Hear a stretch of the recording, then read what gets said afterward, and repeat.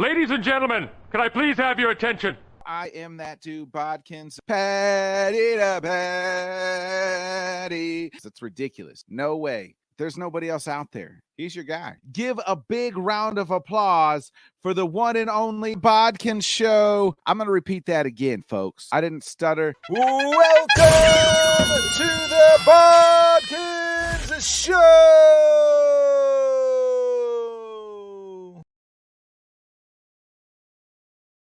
Good evening, everybody. I am that dude, Bodkins. Welcome to another great episode of the Bodkin Show. If you missed this morning's weekly wrap-up, please check that out. Put that out this morning. That's just to catch up all things in sports, talk a little college football, a little baseball, a little of the NFL news, but we save most of our big NFL news for, tonight. As you guys know what it is, it's our Wednesday night preview show where we break down every game, pick every game against the spread.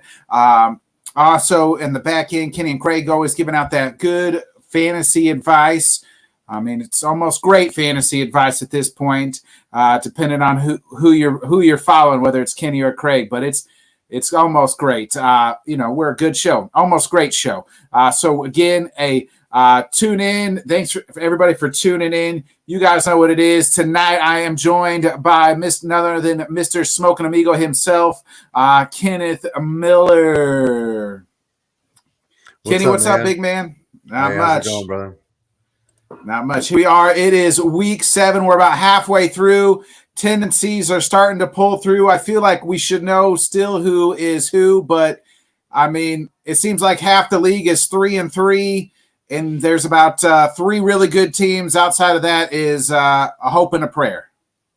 Now, the NFL wanted parity, and that's what they got, right? I mean, everybody's kind of even. You don't know who anybody is week in, week out, between teams being banged up and just every team's got about 3 different versions of themselves, and you're not sure which one's going to show up each week. So it's kind of difficult to make picks, but it makes for good football on Sundays, man. It makes for a lot of close games.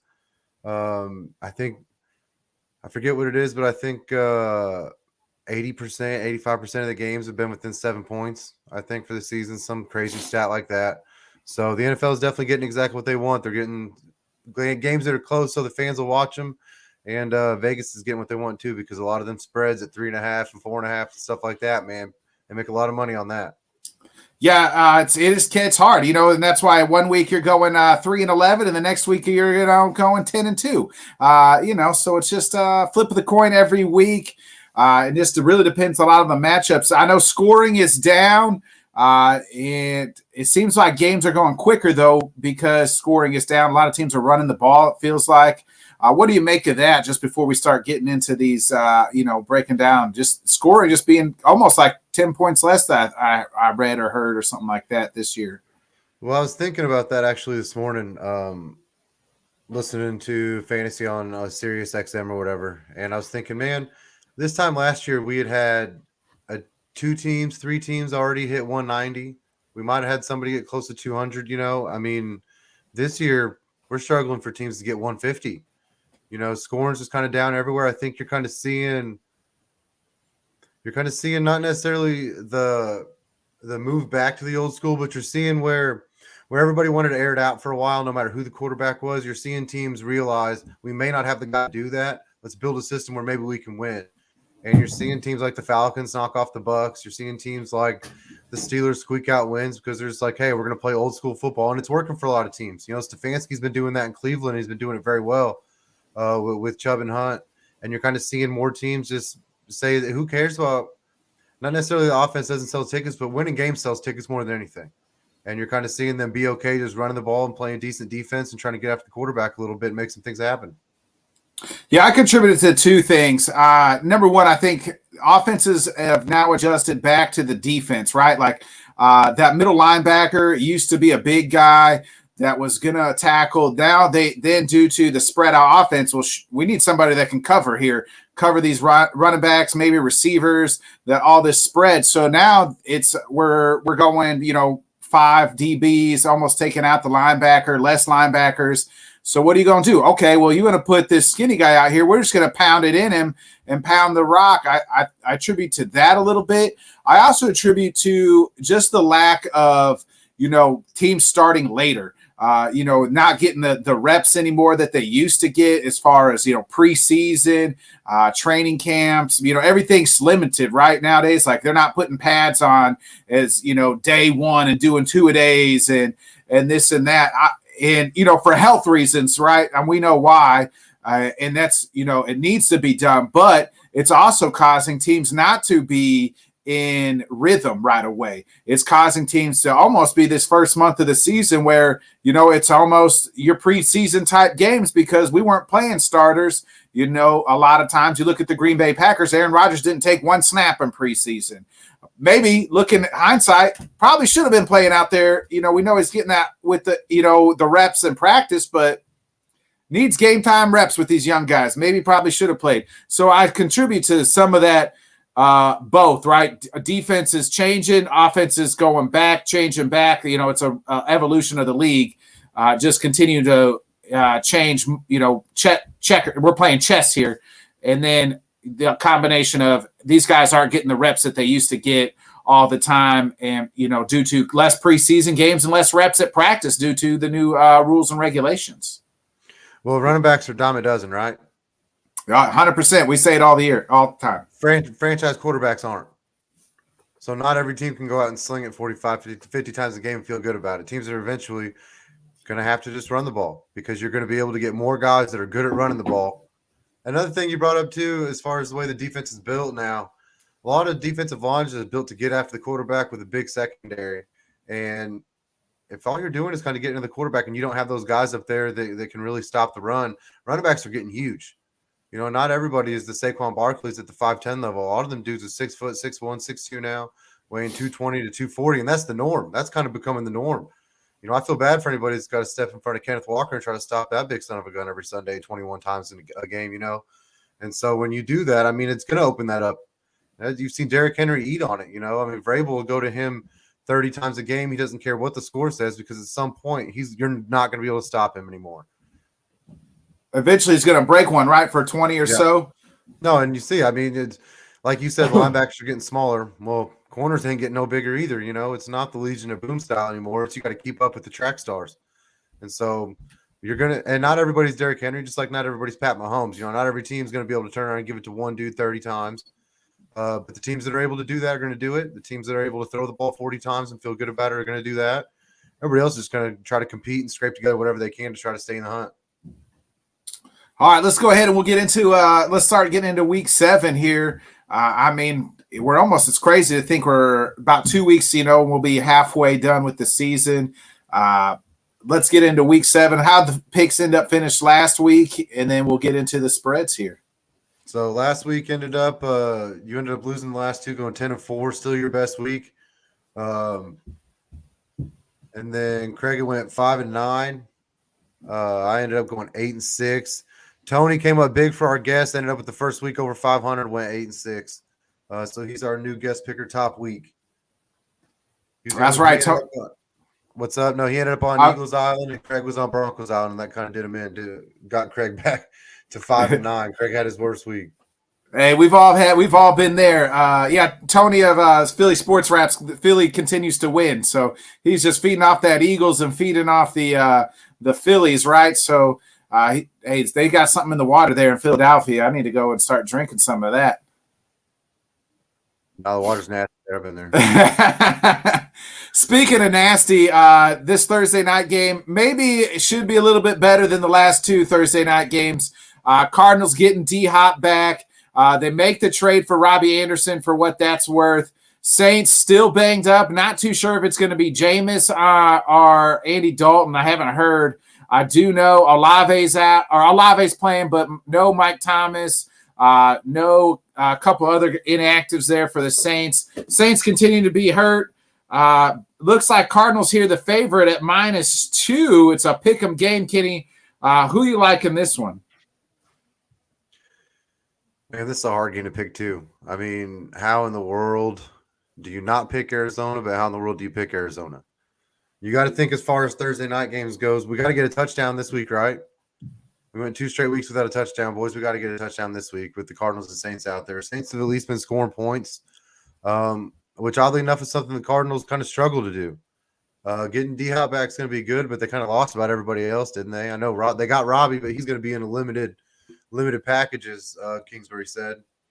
So, man, I wish that the spread I think the game opened at 2.5. I was kind of hoping for 3.5, which I knew was never going to happen because I would have felt good picking the Saints then. I think I'm going to change my mind here on the spot. I was going to pick Arizona, but I think I'm going to go ahead and take the Saints +2. So I was trying to find some of the inactives here, and I was just kind of reading Cardinals on an 8-game losing streak at home. 8-game losing streak for Arizona. So that's already I mean, who would have thought that? I thought they played halfway decent at home, but man, I don't know. Again, like you said, this is a tough game to pick. Oh, here we go. Injury report. So Marshawn Lattimore's out. Troutman's out. Paulson Adebo is questionable. So they got, I mean, the Saints can remain, banged up here. They've still been scoring points banged up, though. That's why I don't mind picking them to cover.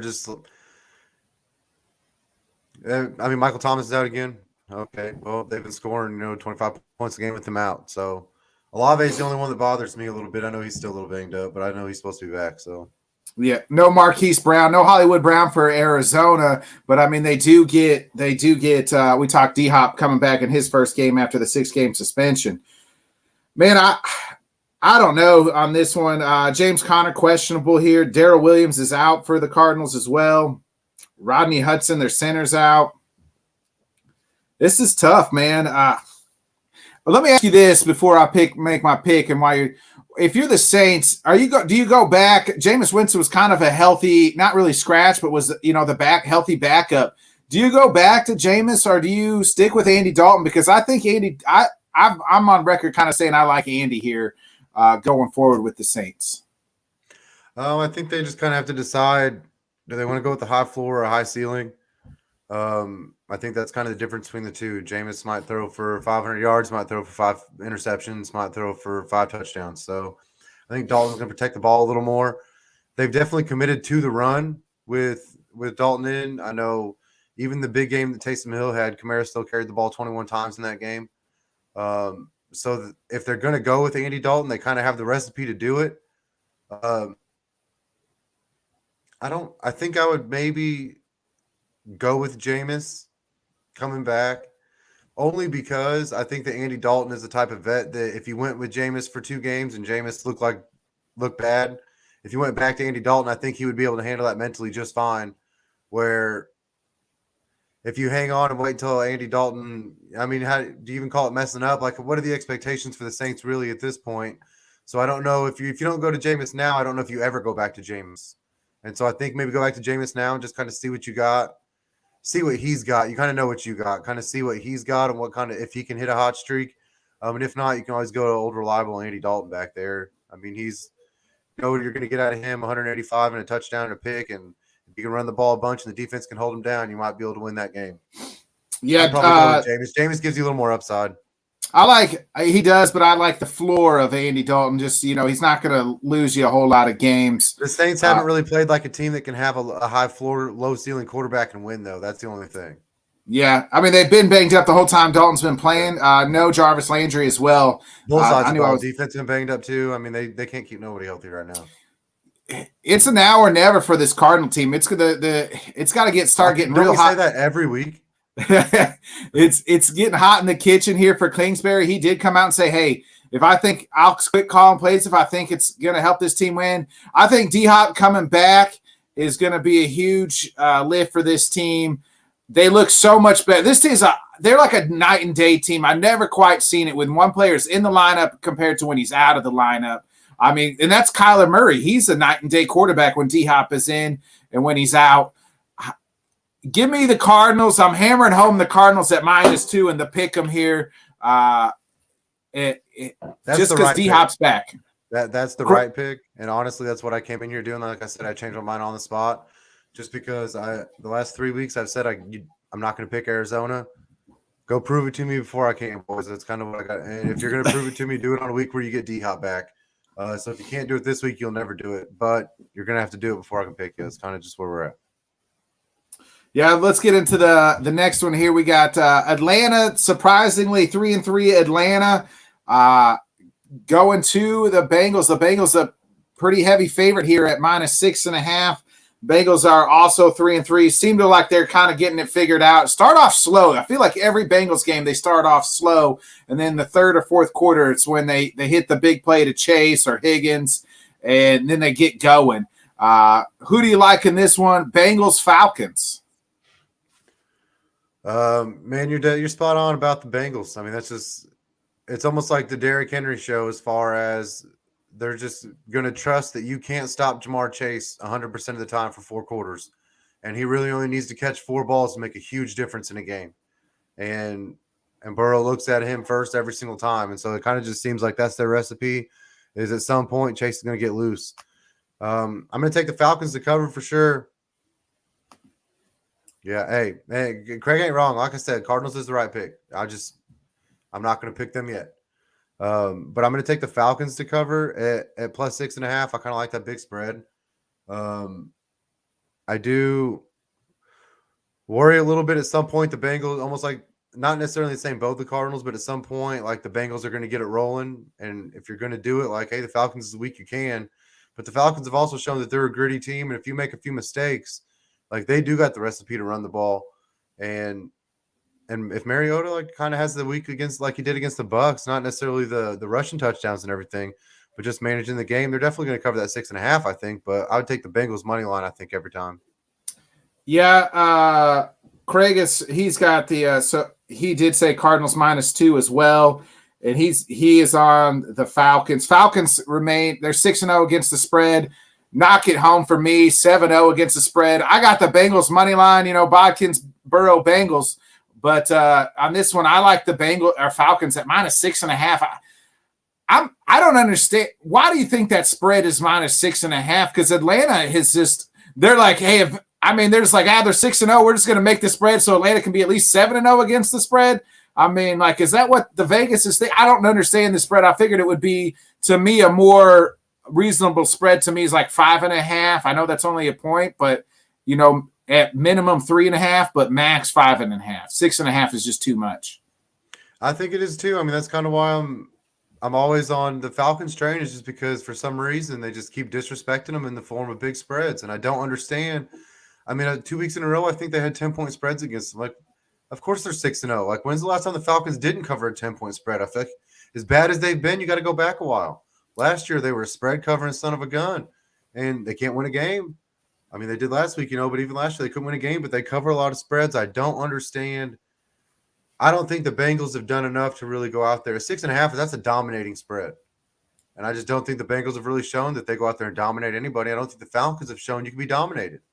Yeah, you're right on the money. The Bengals, we just said it, like every game is close because it's like they don't play till the fourth quarter.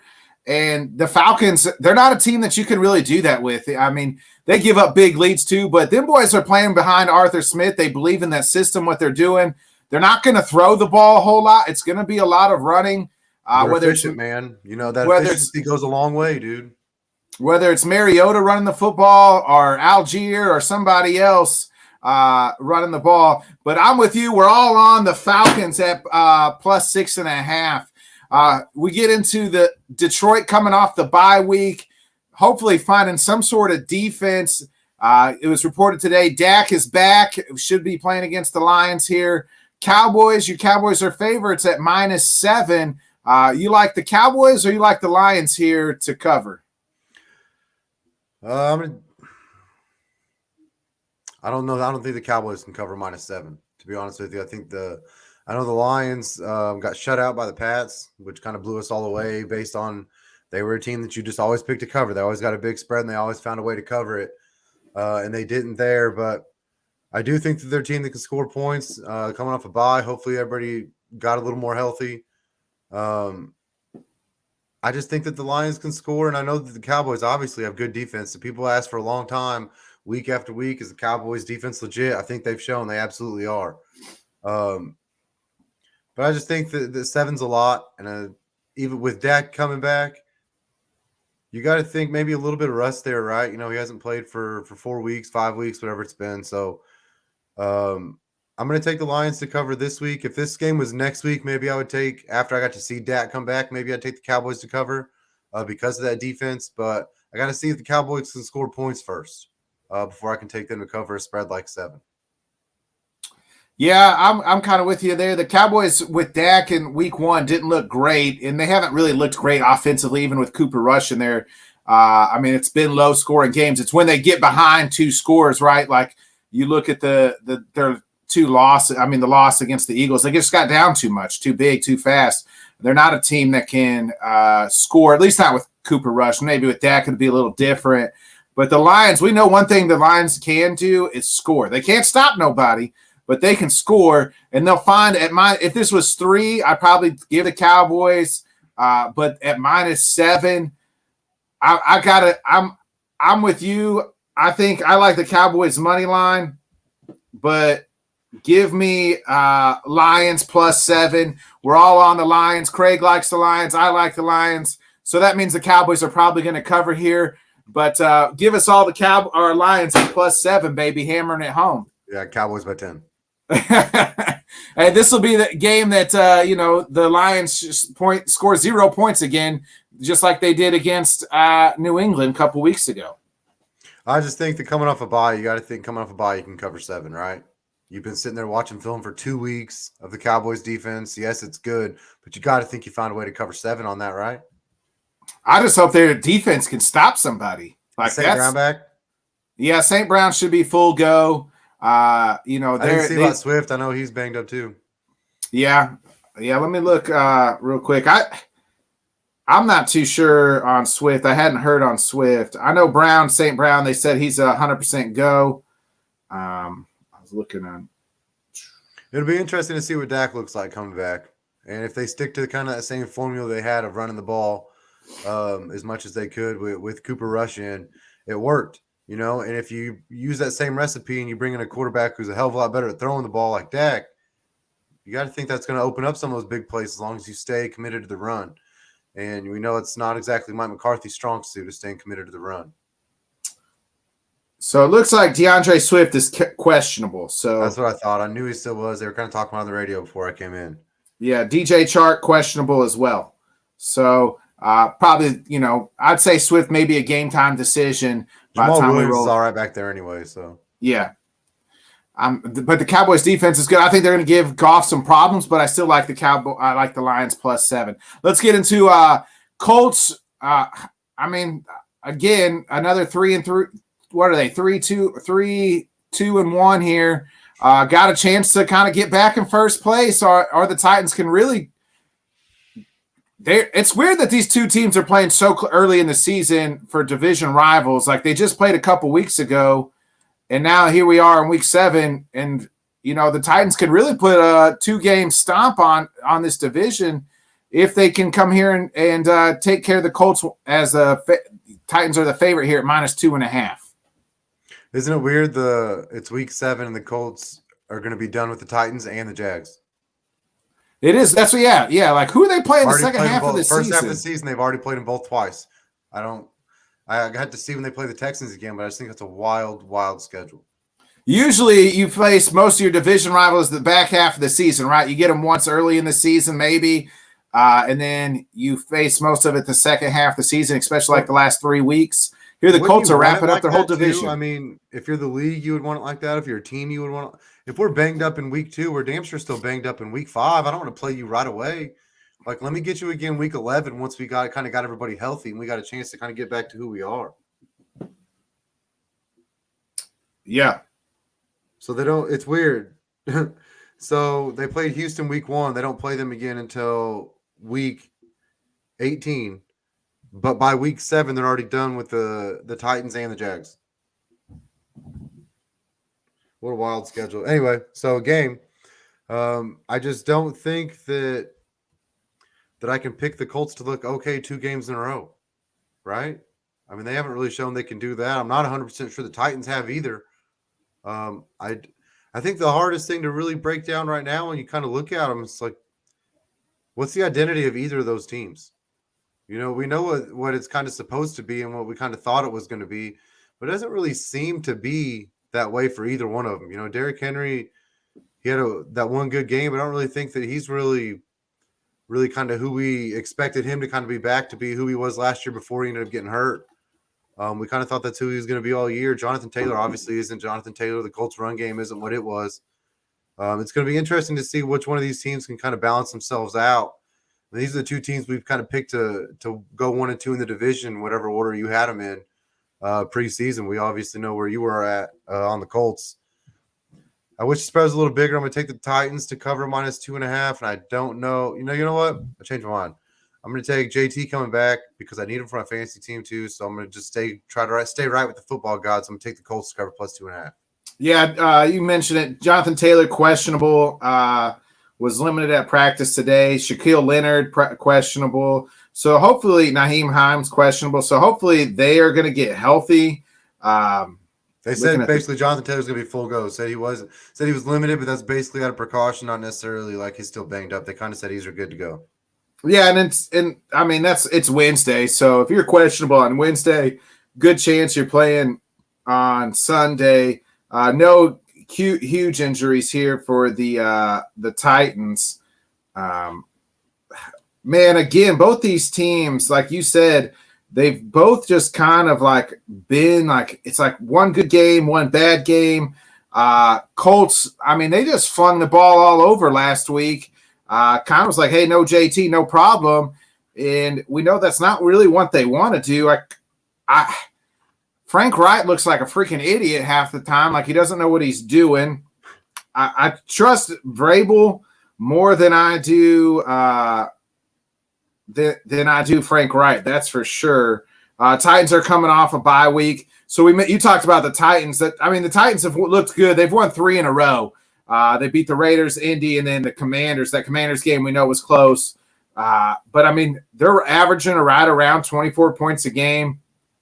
More importantly, the last 2 games, they haven't allowed more than 17, you know. So, I mean, Derrick Henry in the last 2 games rushed for over 100 yards. So there's that. But against the Colts, and that one of those games was against the Colts at 114. I think with Shaquille Leonard coming back, if he can be healthy, that'll eliminate some of that. But man, I'm picking the Titans. I don't feel great about it. I was trying to see. Go back up here to what Craig had.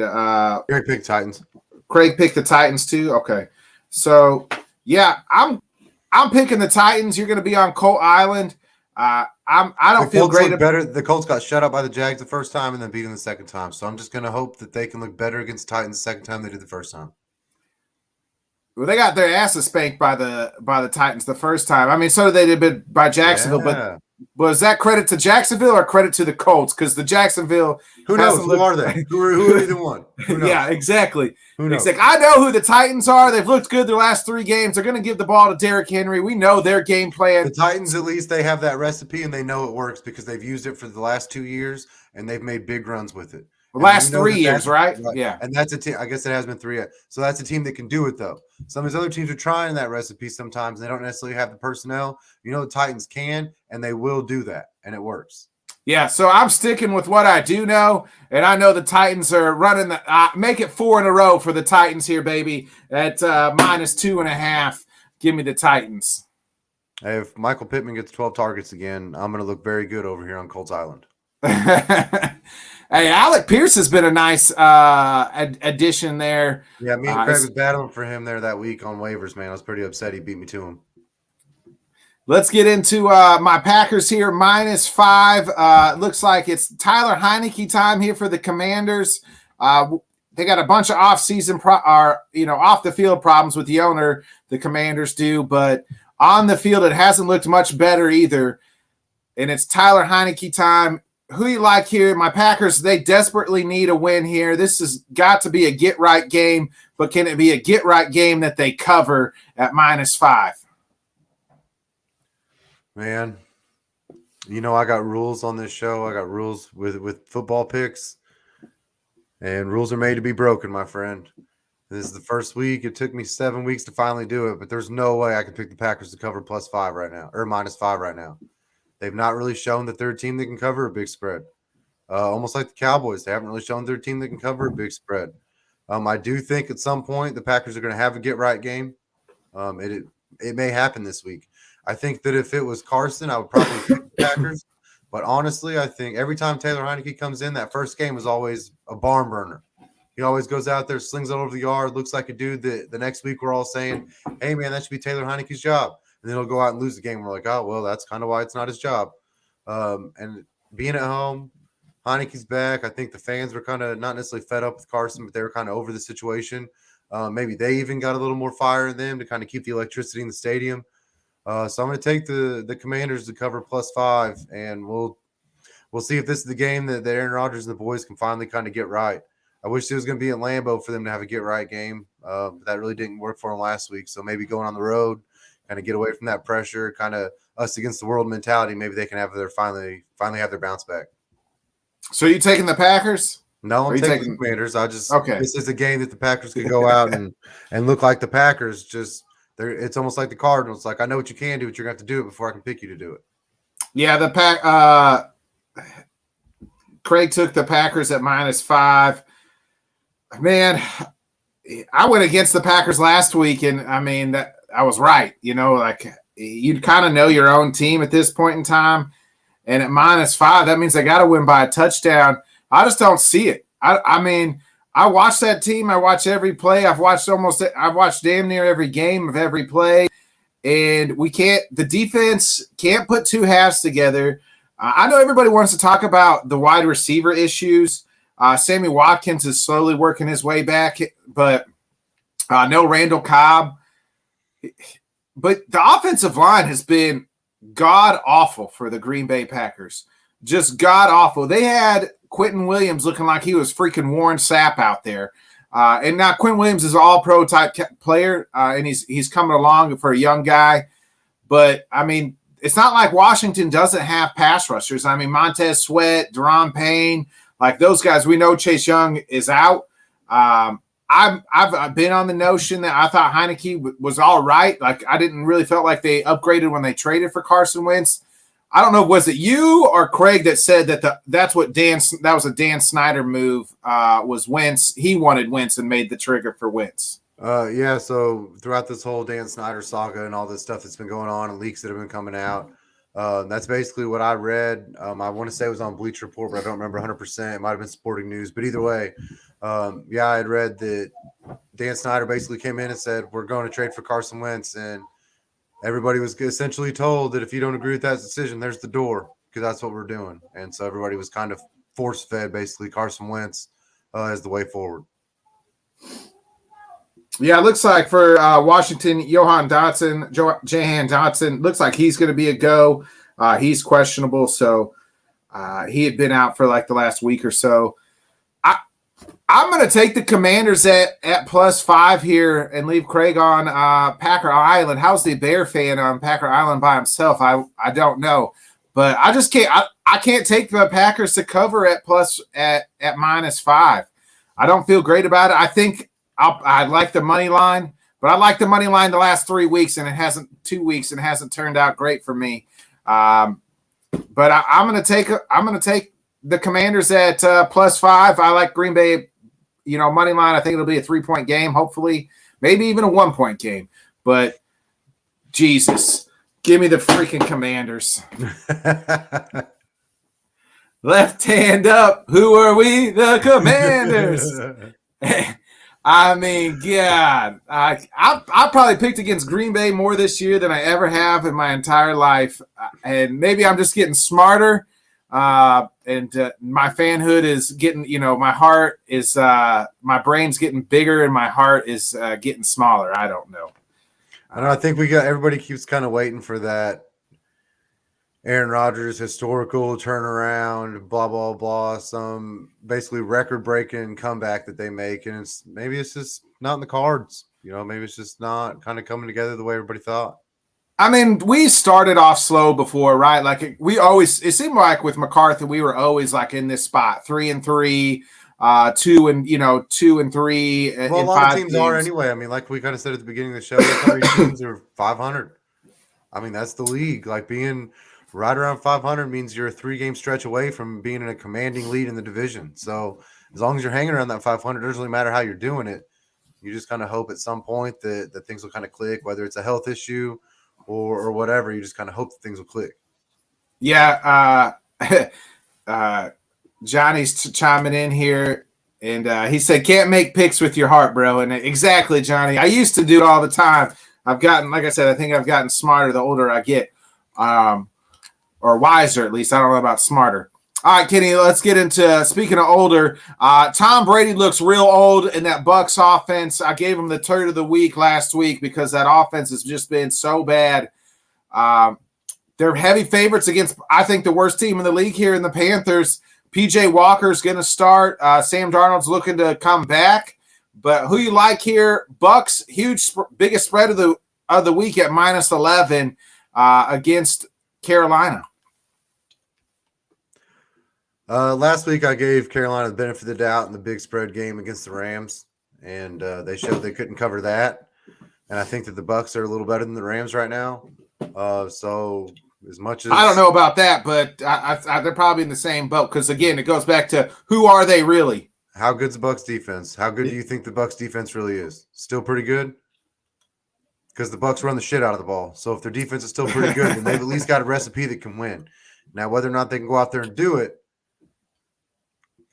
almost like the Aaron Rodgers situation. We kind of keep waiting for Aaron Rodgers and Packers to have that bounce back game.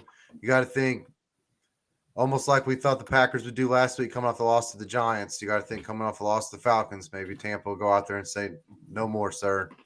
And have that game. But Carolina's kind of made it to the point where I just don't know if I can pick you ever again to cover any spread. I mean, as bad as the Rams have looked, if you're not covering 10 against them, I don't know if you're going to cover 11 against the Bucks either.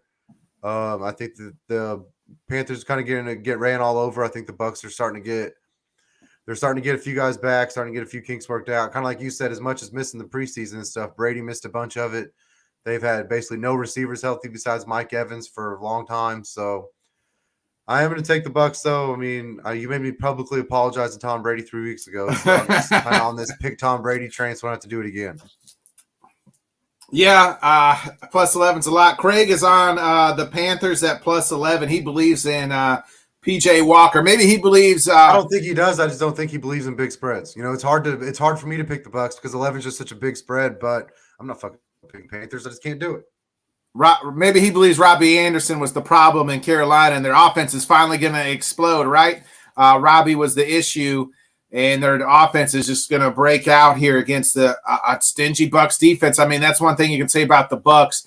But one thing is, it's just it reminds me of like this weekend, right? Like Alabama is playing Mississippi State. I talked about it on the morning show.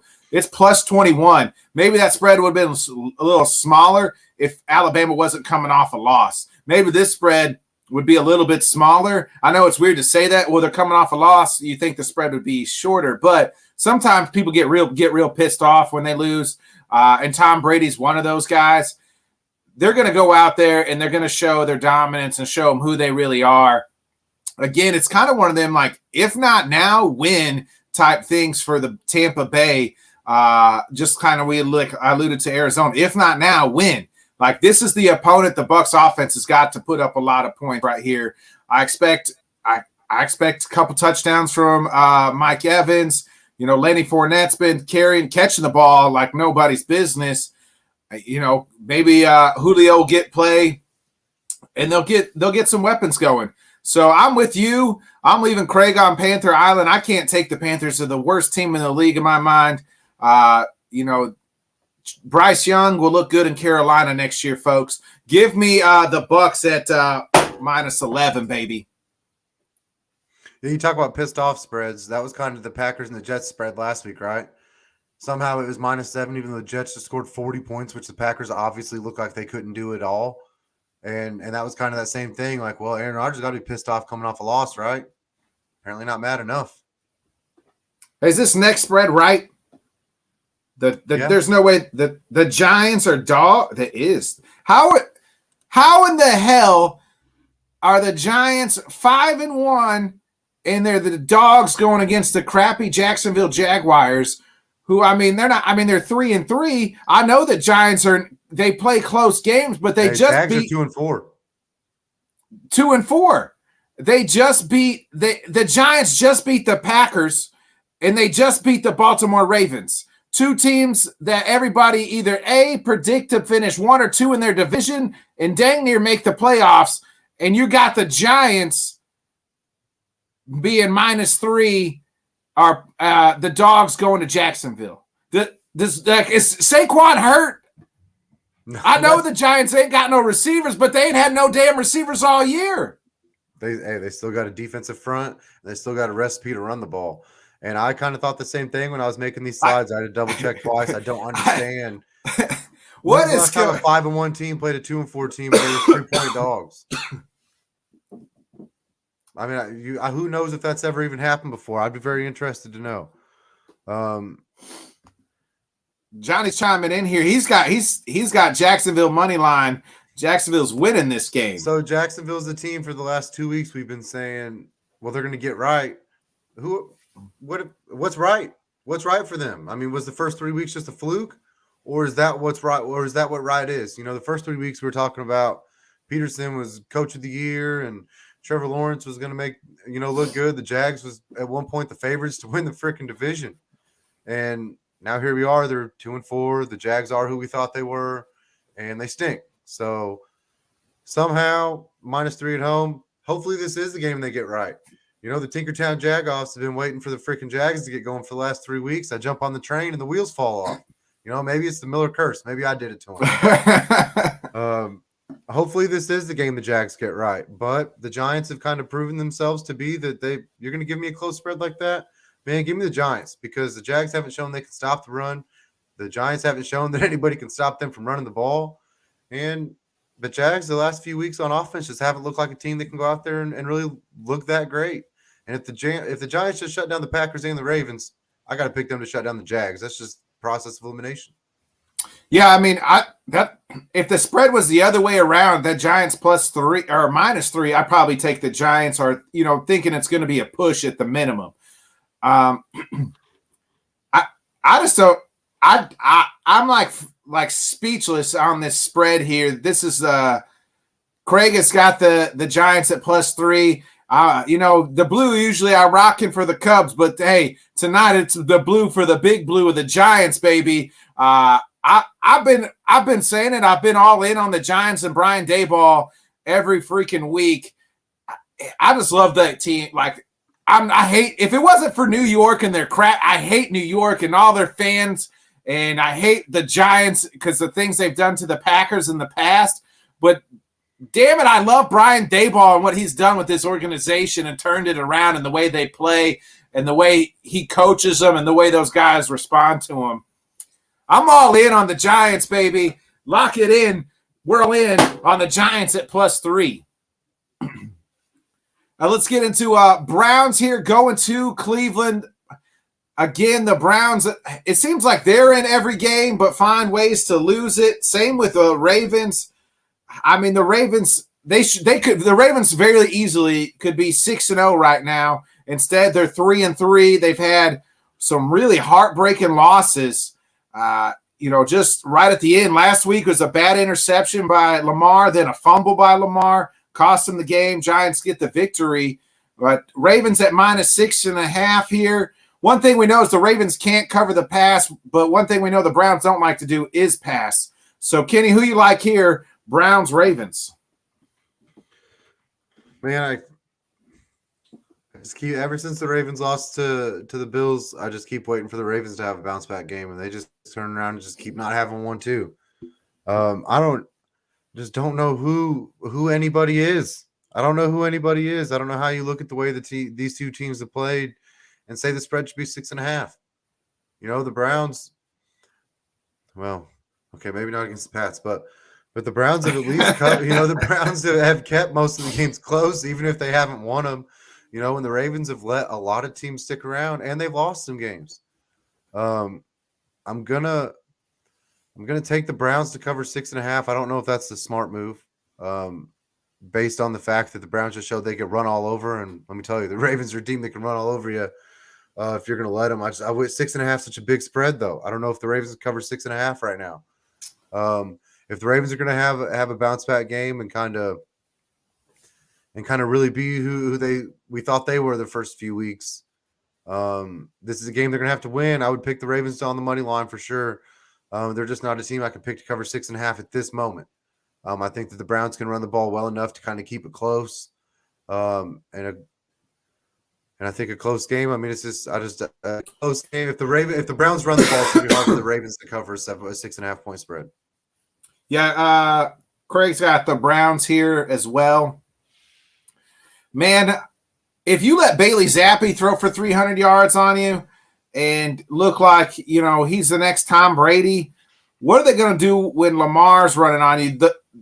I believe this is the get-right game for the Ravens. They got to prove, like, hey, we're still the class of this division. I mean, I had the Bengals winning the division anyway, but they're going to show, like, hey, you guys are still the Browns, and we're still the Ravens. We're still going to be this, a team that can make a deep run. This is going to be a bounce-back game for Lamar and a bounce-back game for the Ravens. I'm on Raven Island, baby, at -6.5. Let's go, Ravens. Hey, that's a game that when we look up, you being on that island could look very, very good. The Ravens are a team that if they play their best ball, Browns play their best ball, Ravens can probably cover that. I just can't guarantee that we're getting anybody's best ball. And I've bet 2 weeks in a row on a pissed off game and lost that pick both times. And it's just, I'm not going to do it again.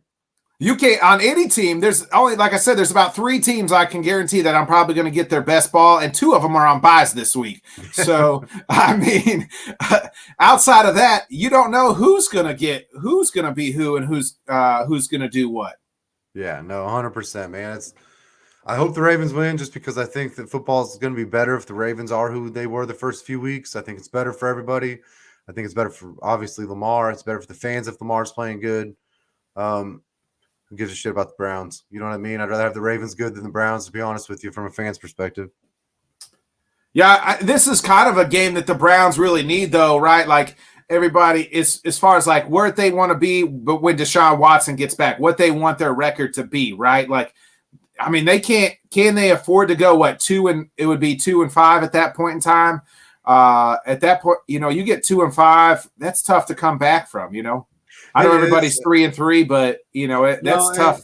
It is going to be hard to come back from, but I don't necessarily think this is a must-win game. But I think this is a must-compete game. I don't think they can go out there and get their shit packed in again the way they did last week. They're going to have to go out there and actually play good football. If they compete with the Ravens and they cover the spread and lose a field goal game, that's a game you can use some momentum going forward with. That's a game you can build something on. A loss doesn't necessarily kill them here, but if they get blown out again, I don't really think that. I don't know how you find any moral victory in another blowout. I don't know how you find any moral victory in kind of the way they find a way to lose games this year. The close games, they've lost heartbreakers, not necessarily games you can be happy about. And then besides that, they've kind of just really got stomped on. So they got to go out there and compete for sure.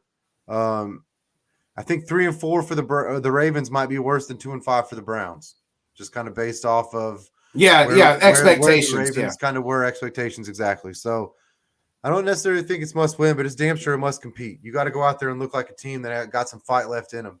Or what does Watson do? The Browns were a team when I picked them to win the division. That was based off, I think Jacoby can keep you guys 500. And if he can do that, I think Watson can go 4-2 in their last 6 games after he comes back. And I think that can win the division. Now I'm not so sure. I don't know if you can really. I think maybe he can make a wild card run. If everything goes right. When he gets back, but I don't think he's gonna make no division run. Yeah, if everything can rub their way. If it doesn't rub their way, it's got to tug it the other direction. Hey, right. Hey, speaking of team that's got to be must compete here, you got the Jets going to Denver. Denver, it's a pick'em game. It's -1. Jets undefeated with Zach Wilson at the helm. They're 4-1. The Jets are. Who would have thought the Jets having that record? 4-2. Broncos 2-4. They look like. I mean, I think the Panthers look awful, but I mean, at this point in time, I'm tired of saying Denver's the most disappointing team. They are who they. I mean, they just are awful. Thank God this game is not on prime time. I swear to God, I won't watch another Denver primetime game the rest of the year. They'll probably have 5 more primetime games, and I won't watch one. Who you like here? Denver, I mean, the theme of the night is with now win. I feel like, so we'll just go ahead and keep it rolling here with Denver. Man, Denver's a team they're on the I will not pick them list. I don't care. And luckily for me, they're going up against a team that's made I'm going to pick them to cover a lot of spreads list in the Jets. I'm honestly a little shocked. You know, we talked about the Giants going into Jacksonville being 3-point dogs.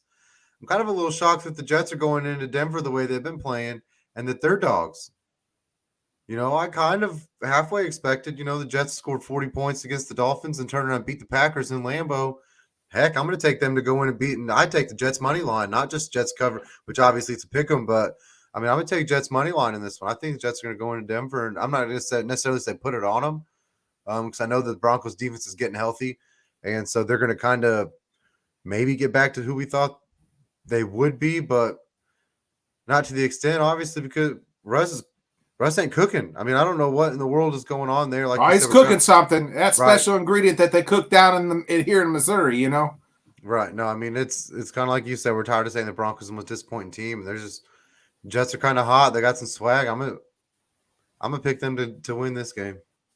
Here's the thing: one team looks like they love playing for their coach and their quarterback. The other team looks like they hate their quarterback and they hate their head coach. The Jets love whatever Zach Wilson, whether it was like the leak that he is banging out moms and people are getting behind that, and people are like, hey, we like Zach. He's still learning. He's still got a lot to learn, still makes some mistakes, but they're managing him, right? And I mean, they ran all over the Packers. I threw the ball like 10 times. 118 yards, some stupid shit like that. Yeah. And then they were running all over with Bryce and even Michael Carter, and they have a nice little 1-2 punch in the running game. They got some offensive weapons. I mean, the Broncos are supposed to be this offensive firepower, right? When we went into the season, when we were taking fantasy, people like Jerry Jeudy, Cortland Sutton, buy everything at Denver, right? Well, now you want to sell that faster than, than anything, man. I'm with you. I'm on the Jets. Craig's on the Jets. We're all on the Jets. I can't pick Denver I'll never pick Denver the rest of the season. I'm with you until I don't know. Hey, I mean, I know Russell Wilson is hurt. So would you think about benching him and just in a heartbeat? That's right now. They gave you an out. They gave you an out to say, hey, he's got, what is it, a shoulder? He's got the shoulder, man. He needs some rest. That at least gives you a chance to let some of the heat die down. I mean, the way that they're catching shots in the media and just nonstop all over. It doesn't matter what sports talk show you turn on. The Broncos are the butt of the joke. And if you have an out to get Russell Wilson away from the public eye for a couple weeks, even just 2 weeks, and just there's not even a get right. It's not even about getting healthy. I'm sure he's healthy enough to play, but just give him a damn break. Maybe reset his mind, because obviously something's not working. I mean, they're legitimately talking about should Hackett make it to the midseason, and he's a first-year head coach. I mean, when does that even happen? Almost every first-year head coach is like, hey, give him some time, and you can't look that bad on offense when you're supposed to be the offensive guy with a $250 million quarterback. Is it Hackett or is it Russ though? Like that's it's everything. It's both. It's just not a good marriage, right? Like right. I mean, and that's kind of what I was going to say. So with Nagy and Mitch, it was all when me and Craig would talk about it all the time, and it was Nagy always wanted to blame Mitch. Well, I can't win with Mitch. Mitch ain't my guy. You sat down in front of the Bears ownership and said, I can win with him. That's how you got that job. So go do it. This is the same exact thing. Hackett and Russ, that's a marriage. They basically agreed. That whole thing came together. A lot of time, a lot of phone calls, a lot of rumors, a lot of smoke. So there's obviously things that were talked about. There were conversations that you hope were had in the matter of, we're going after Russell Wilson. Can you win with him? What's your plan for him? Because if not, you can't coach here. So whatever he told them, whatever used carsman sales shit he went in there with, you better find a way to shine that son of a gun up and make it look good, because you got to get that car sold. Because you went in there and got that job, I mean, I don't think you should fire a first-year head coach mid-season, but if it's him or Russ, it's got to be him because you can't move Russ's contract, right? No, you can't move Russ's contract. You know, it'd be crazy. Like if they had Drew Lock still as their quarterback, there wouldn't be this big thing, right? Like, Nobody would hey, care. Nobody would care that they were yeah, 2-4. Nobody would care if they were 1-5. No one cared if they were 0-6. They would say yeah. it's Drew Lock. Give Hackett some time. But no, they went out. They made a monster move, which okay, kudos to them. But sometimes the quarterback you're able to get isn't necessarily the quarterback you want. There's a reason why somebody wasn't wanting to pay him. I don't know who I was watching or who it was. It might have been on somebody. And it's like Pete Carroll must have saw something, right? Like, hey, Pete Carroll don't make this move unless he knows, right? Like he knew something wasn't right. Like knew Russ wasn't really going to be this guy or was past his prime or whatever it was, whether it's he wants to be a star and not a football player. I just said this. I was just having this conversation with somebody yesterday. I was like, it seems like football is not his number one priority anymore, which I know like that's weird to say. Like, you know, our job is really not our number one priority, but we're not getting paid millions of dollars like they are. And so you always question like, hey, is football his number one priority? And you look at some of these guys that do have question marks. Is this their number one priority? Those are the guys that you have a lot of question marks that you can't say this is his first thing that he loves anymore. He made his money and now he's just going to ride it out. I think like I blame both. It's a bad marriage. And again, we're all on the Jets. Let's look into another marriage that is new, and that's Davante Adams and the Raiders coming off a heartbreaking loss against the Chiefs. Was that no, that was 2 weeks ago. Were they on a bye last week? Yeah. Okay, they're coming off a bye. That's right. I was like, man, I felt like Texans also coming off a bye. So two teams coming off a bye. Texans headed to Oakland. Raiders that are the favorite at -7. Pretty decent sized spread here with the Raiders. Yeah, I kind of was a little surprised the spread is what it was. I know the Raiders playing close with the Chiefs maybe kind of gave them a leg up, but they usually do play close with the Chiefs, so I don't really know how much that should have opened that spread up that way. I think the big thing is, are the Raiders going to be able to stop the run? If the Texans can run the ball and kind of control the clock, it's going to go a long way to covering a big spread like that. The way Dameon Pierce has ran, the way Lovie Smith has kind of got the boys looking. Not necessarily a team you're ever going to pick to win a game, but a team that competes and a team that tries to at least hang around. They don't really look like they've ever quit in the fourth quarter, even when they were down a couple times big. I'm going to pick the Texans to cover +7 just because I don't really know if the Raiders have shown their team that can cover -7 either. Who are the Raiders? Are the Raiders Josh Jacobs carrying the ball for 125 yards and 2 scores, or are the Raiders Davante Adams having no catches and they can't score any points and they give the ball away a bunch of times in the fourth quarter and overtime and lose to the Cardinals? Yeah, I mean, we just don't know. Both these teams looking for their second win here. Texans 1-3-1 and the Raiders at 1-4. One of these teams is supposed to be looking for their second win. The other one is not. Yeah, the one team made a bunch of acquisitions and was supposed to be. I know a lot of people still pick the Raiders to finish last. I did not. I kind of expected a little more out of them. I thought the Broncos would finish last. But I don't think 1-4. I don't think anybody really saw that coming. You can't make that many moves. I don't care if you do have first-year head coach. You can't have that much money going out the door and that many all-pro players on the team and be 1-4.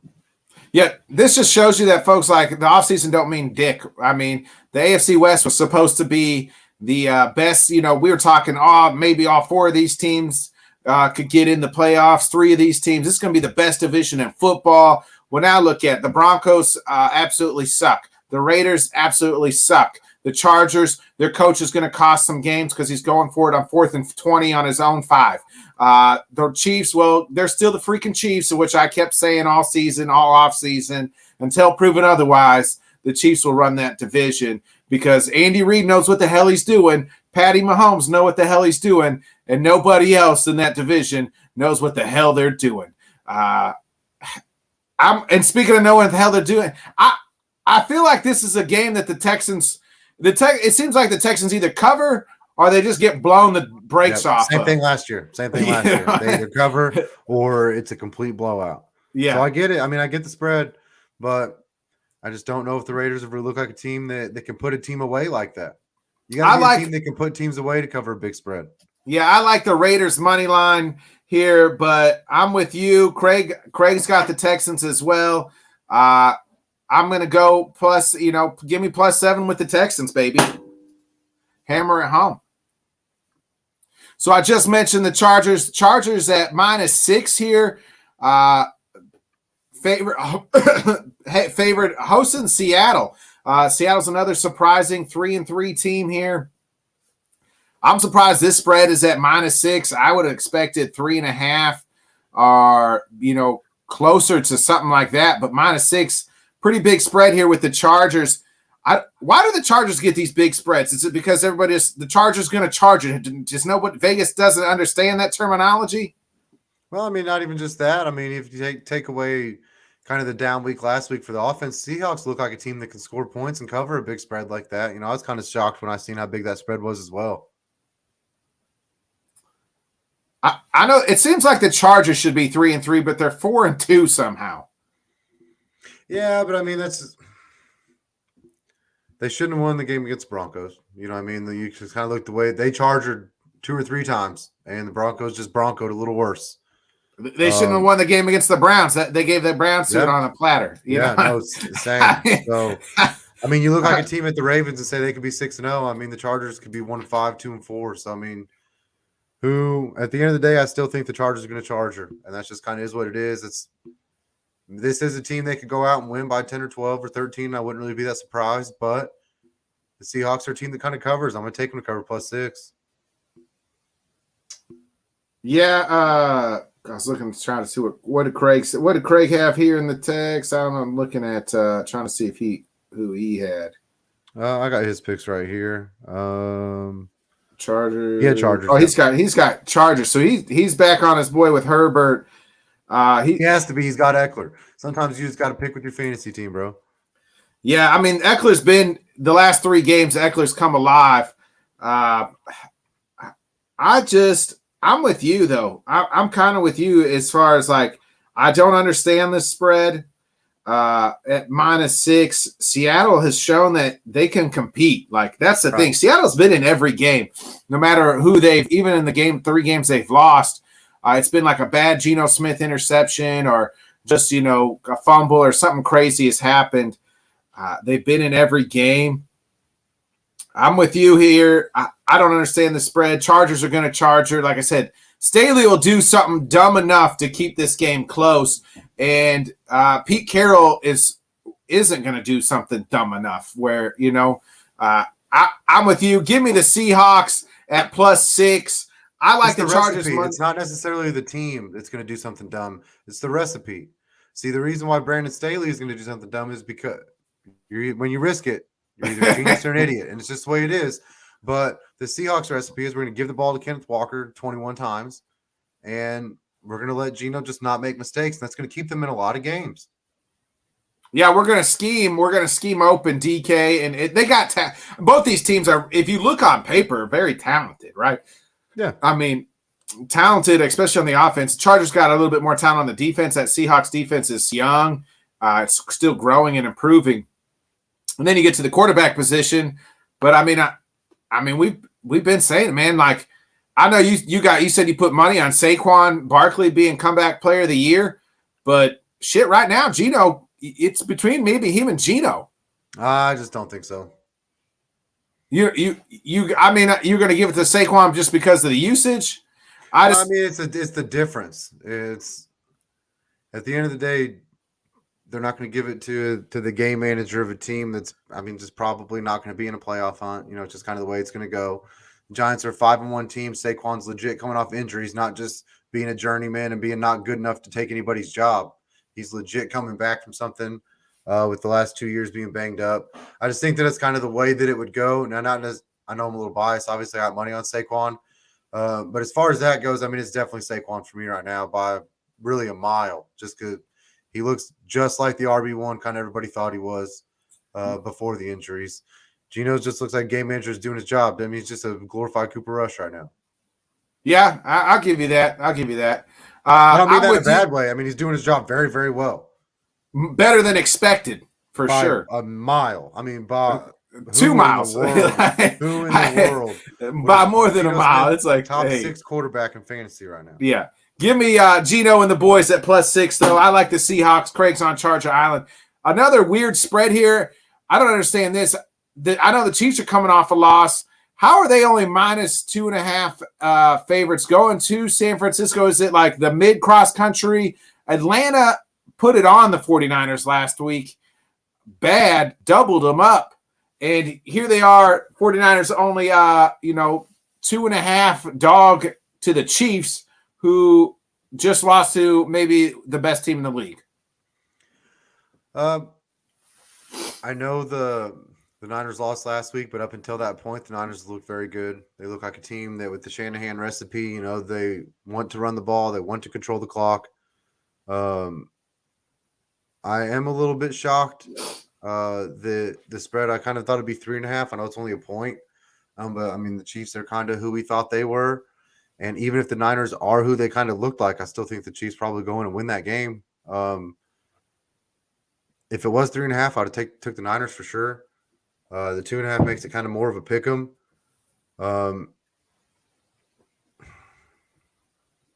This is a game the Niners can go out and get right, but I am going to take the Chiefs. There's just, my rules. I know some rules are made to be broken, but this isn't one of them yet.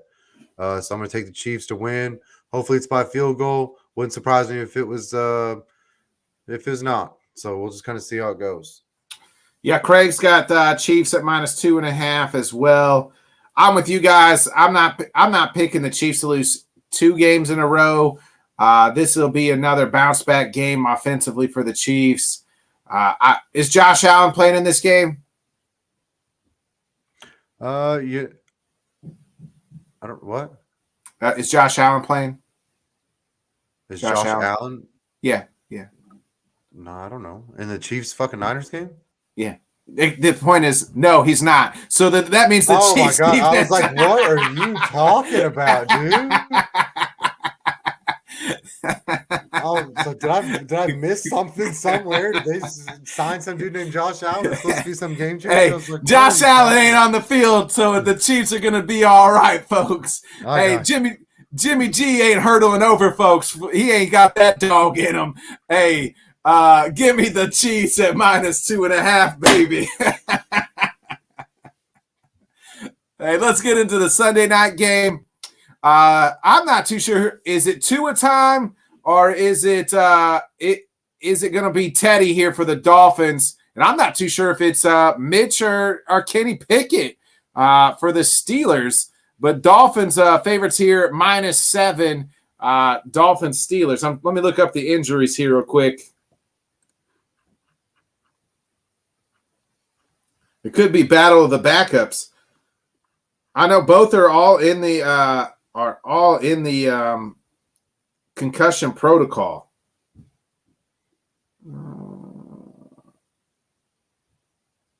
I don't know. I think Tua is supposed to be back, right? I thought next week. I think it's more next week, I thought. Oh, fair enough. All right, here we go. Let's look. Right? Yeah, so Fairmouth is questionable. Minka's questionable. Miles Jack's questionable. I don't see anything on Kenny Pickett. So Pickett full participant in practice, it says. Okay, so it looks like Kenny Pickett could probably a go here for, and I think it's Teddy time. Teddy 2 gloves for the Dolphins. Well, I'm looking at the injury report on NFL.com, and 2 is not on it. Skylar Thompson's on it, but 2 is not on it. Yeah, I'm looking on ESPN here. Raheem Mostert questionable. Jalen Waddle questionable. Skylar Thompson questionable. I don't see it out for Tua. Is Tua back? I haven't seen an official word yet. Does that change your mind either way? Whether it's Teddy 2 gloves and Mitch, or if it's Kenny Pickett and Tua, or I mean, both of those situations change a lot. I mean, if it's Pickett and Tua, then I'll take the Dolphins to cover -7. Honestly, I trust Mitch to keep it closer. I think if he was to get the start, especially if Teddy gets to start. So, I mean, a lot of that's kind of up in the air. So, who knows with it? 7's just a lot. And if Tua is back, is there going to be any rust there? If Tua is back, is he one hit away from not being back anymore? The Steelers, maybe they found some fight. Maybe Tomlin kind of got them boys kind of rolling again. I don't know if they're necessarily going to win this game, but I'm going to pick them to cover at +7. I mean, 7's a big spread. You're on the Steelers? Yeah. Man. Craig's on the Steelers. I can't make out the Steelers here. I mean, what they did to the Bucs last week was improvement. The Dolphins have looked bad since Tua's been out, but before Tua was out, they looked like an absolute wagon. But 7 is high. You know what, though? I'm going to go on Dolphin Island. It's Teddy. It's Tua time, baby. I'm on the Dolphins. I said after they beat the Bills, I said I was jumping on the Dolphins bandwagon. I said, hey, don't you guys can blame me if they lose 3 in a row. Well, guess what? They ended up losing 3 in a row. So I'm jumping back on the Dolphins bandwagon. Give me Dolphins Island at -7. The Monday night game here. Man, this game is another. I feel like these primetime games have just been awful. Monday night games and the Thursday night games. Sunday night games have been halfway decent. Not even. I guess there's been some bad Sunday. What is going on with the NFL schedule? But you got the Bears going to Foxborough. The Pats, heavy favorites at -7.5. Who you like here? Patriots, Bears. I wish the spread wasn't quite what it is. I'm going to take the Pats either way. Pats have shown that they can run the ball very, very well. And I just don't. Not just that they've shown that they can run the ball well, they've shown they can run the ball well and score points doing it. And that's kind of a scary combination if you're a team like the Bears that kind of struggles to put points on the board. The offense hasn't really looked very good, very efficient really at all this year. I think it just kind of puts them in a spot. I wish it was 6.5, not 7.5. But I'm going to pick the Pats, not because I feel like the Pats are a powerhouse. You know, usually you would have to be to cover 7.5 point spread. It's not 100% sure that the Bears can score with the Pats enough to be able to keep it close. Craig's got the Bears. He's got his Bears at he said +8, but it's +7.5. Man, I'm with you here. We've seen Bill Belichick make great quarterbacks and great offenses, right? Like slow down and make games close. What's he going to do to a Bears offense that just looks, awful?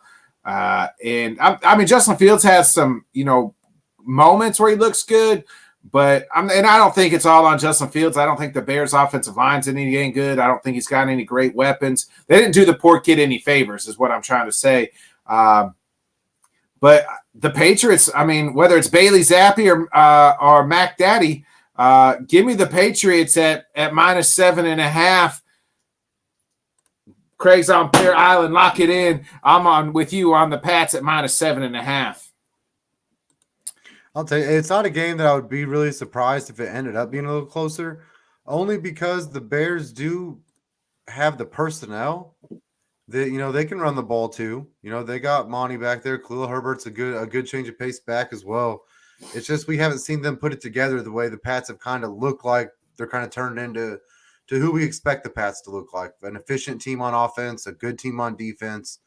I don't know if the Pats are really going to start making a run here, but I do think they're going to make a run as far as the first 3 weeks we thought they were dead. Now they're a team that you're going to have to put away, and they're a team that's going to go out and beat the teams they're supposed to beat now. Yeah, before we get into our last segment here, James Davis. Hey, James, we appreciate you tuning in. All I know is the Chiefs are really wanting to pushing for Odell. They made sure to clear more cap than the Bills so they can offer more.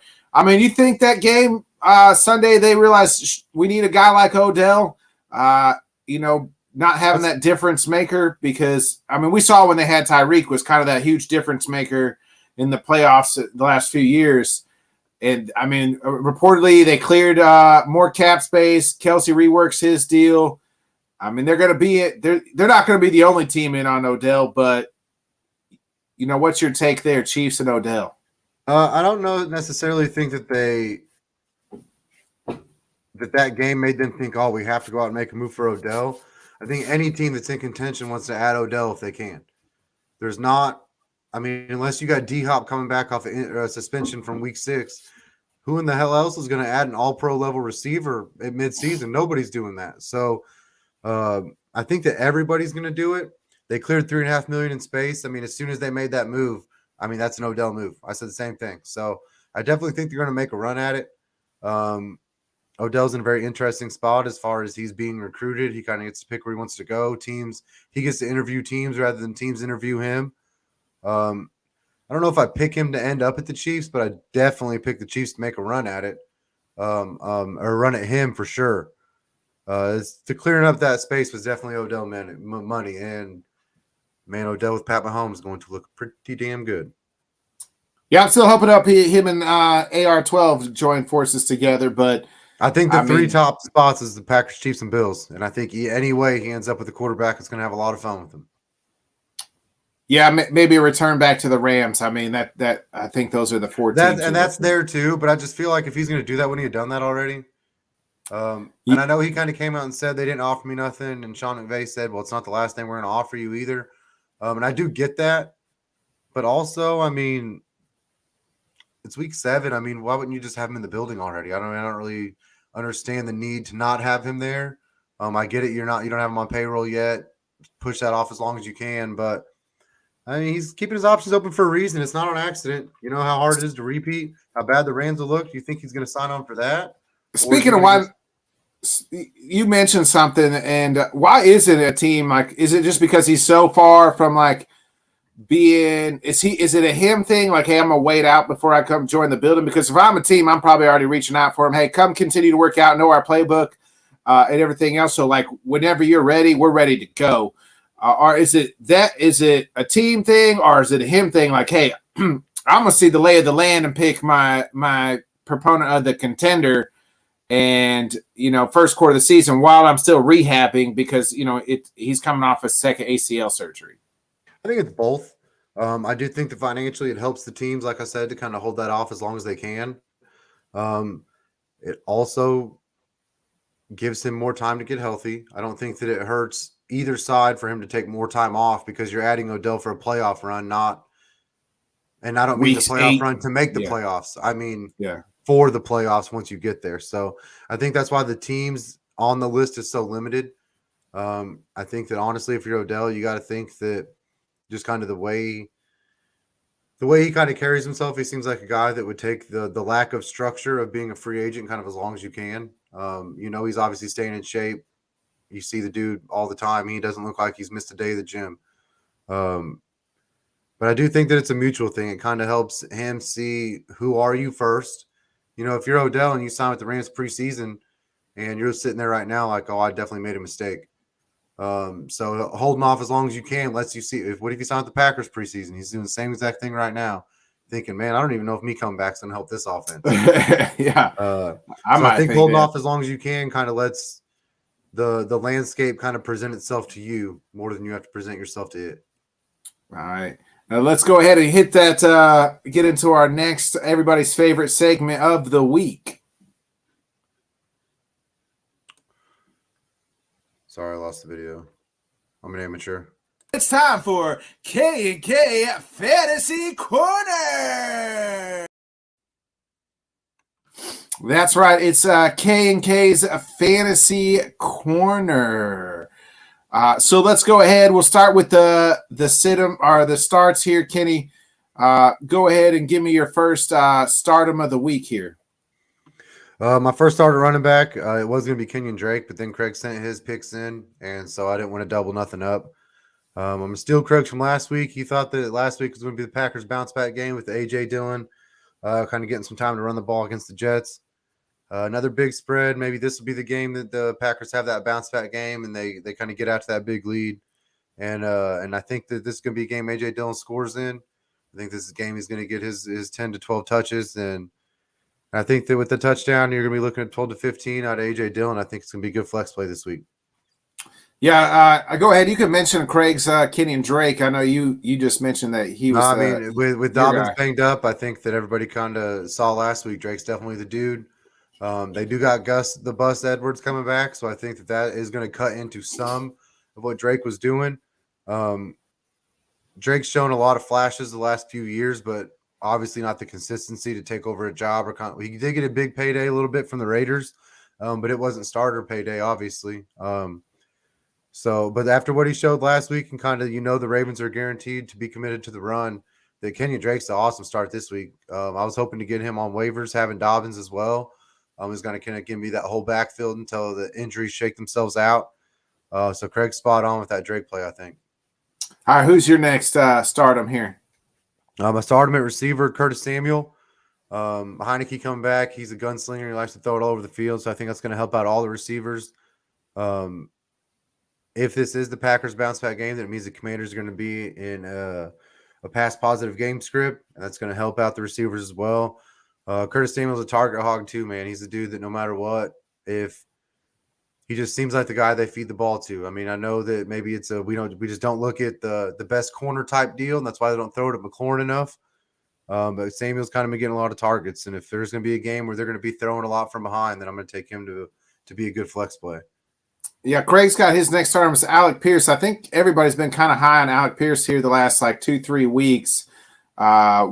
Is it just because Titans their secondary is not? I mean, their defense hasn't been very good at all season. I mean, the defense hasn't been good, so they've been in games where there's going to be points scored. But also, Alec Pierce is a target hog too, man. Which Pittman's back now, but he's still got 8 targets. I mean, before that, he was getting 10 targets. He was getting 7-8 catches a game. Another dude I tried to go pick up on waivers that Craig beat me to. Me and Craig both play fantasy the same way. We're a big fan of volume. I don't necessarily care if you got a bunch of yards with it. That always helps. But if you're a 3-target, 3-catch guy that tries to get to that 110 mark with big plays, then I'm going to take the 10-target, 7-catch guy every single time. And that's who Alec Pierce is. He's a dude you're going to get 12 to 15 out of just based off the catches in a full PPR league. And if he scores, then that's going to be a 20-point week out of him. That's going to help you as much as anything else can in the flex. So that's another one I think Craig's spot on with Alec Pierce play. Yeah, you love this Commanders Packers matchup. I see your next stardom here. Yeah, man, Big Bob. He got a bunch of targets last week with Cobb being out. He's a guy that Aaron Rodgers trusts. We've seen him be very, very productive before. The difference is whenever you're streaming a tight end, you're always looking for a dude that you think can get a touchdown. I think this is a game he can go out and get a touchdown in. It just feels like a game that with Rodgers, the way he fed him last week, Rodgers kind of picks the guy out.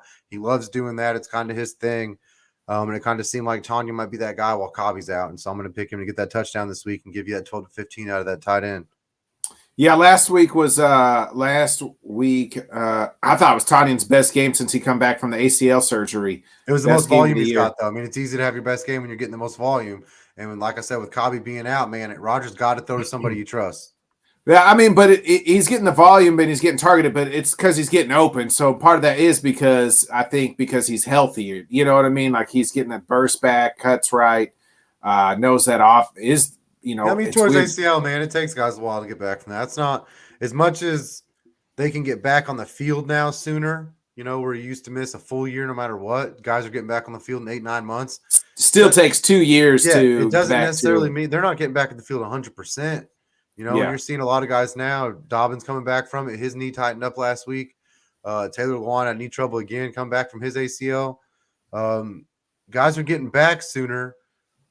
Doesn't necessarily mean they're getting back full strength, and it doesn't necessarily mean they're getting back with a low re-injury risk either, coming off them ACLs.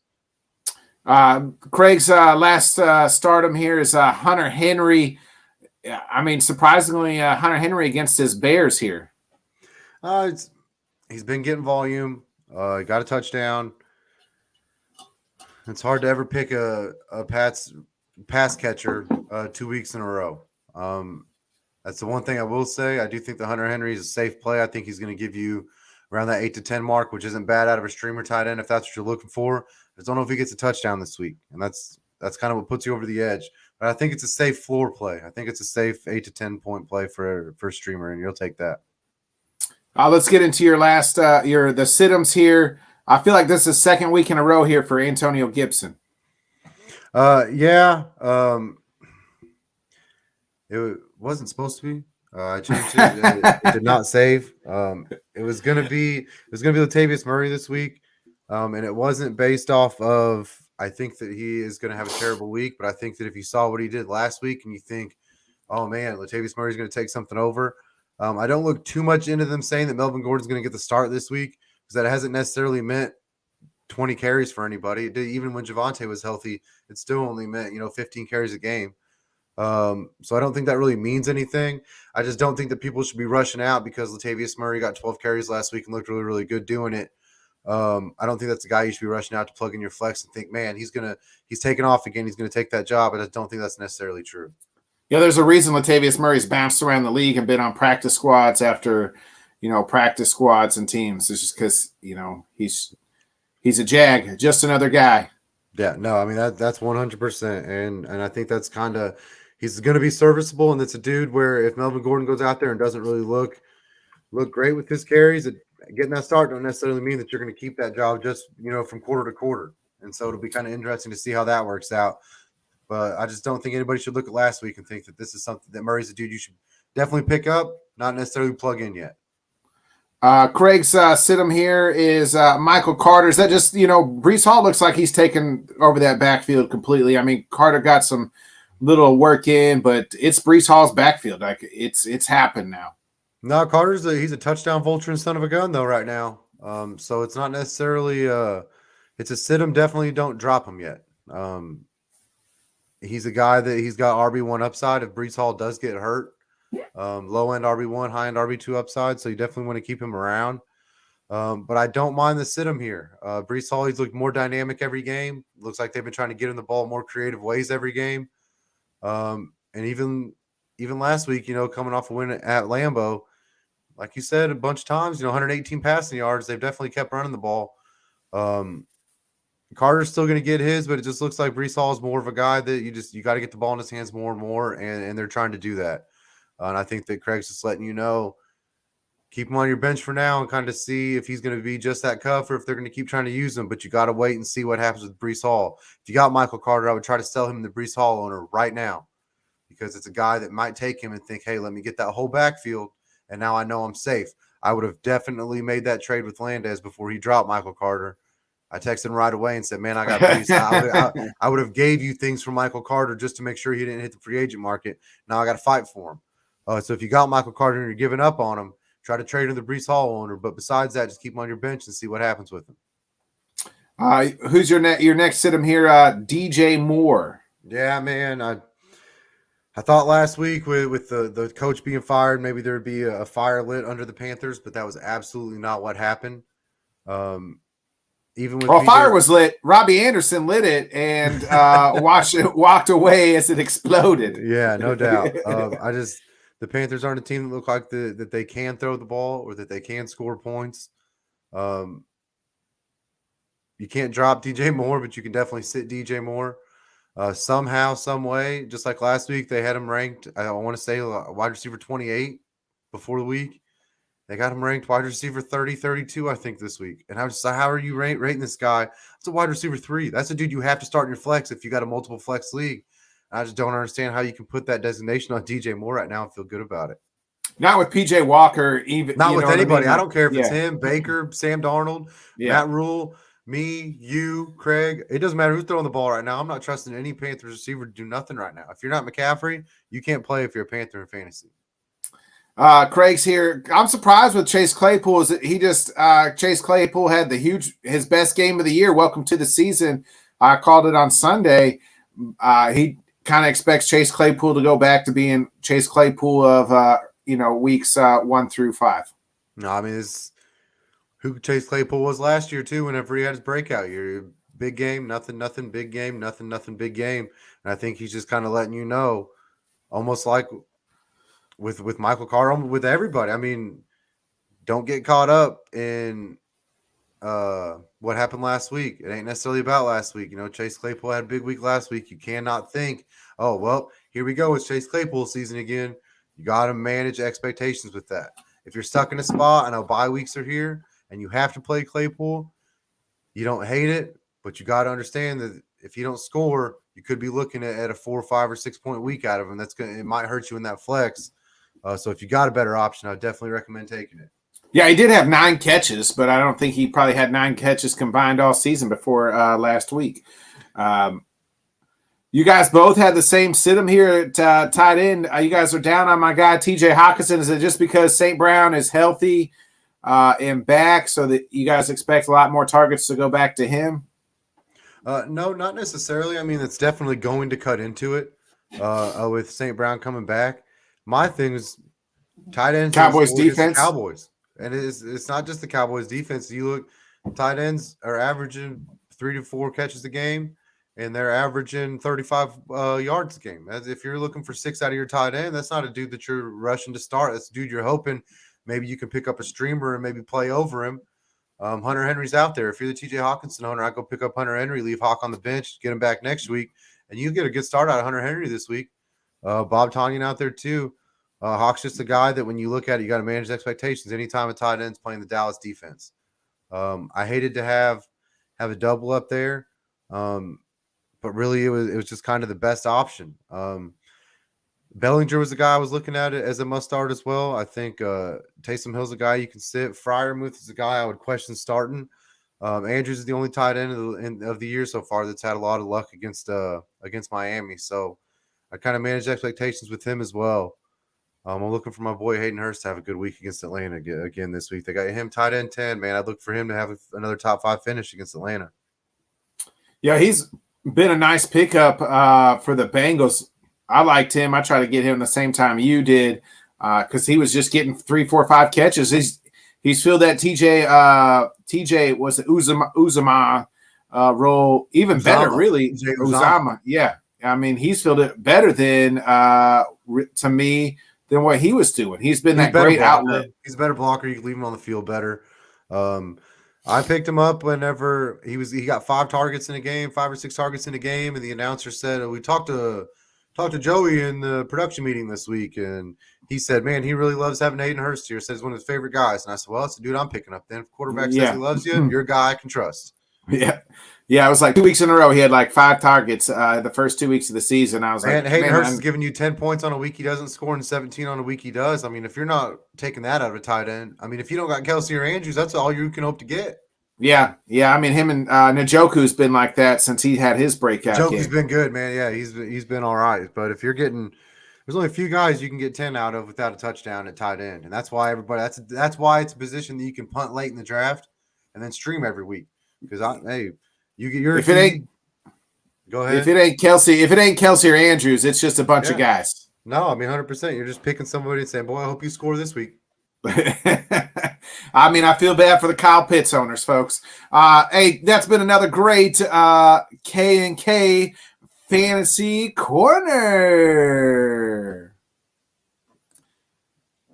No doubt. Hey, before we get out of here, do you got anything else before we get out of here? No, I don't think so, man. Craig, we missed you, buddy.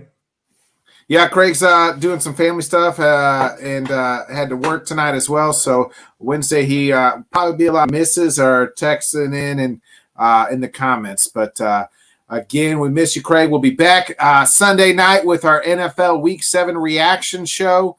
Also, Saturday morning, 7 a.m. Central Time Zone, we'll be kicking off our Head Kicks and Haymakers, our big UFC 280 preview show. I feel like that we've been waiting on that fight card for like 3 months now. My gosh.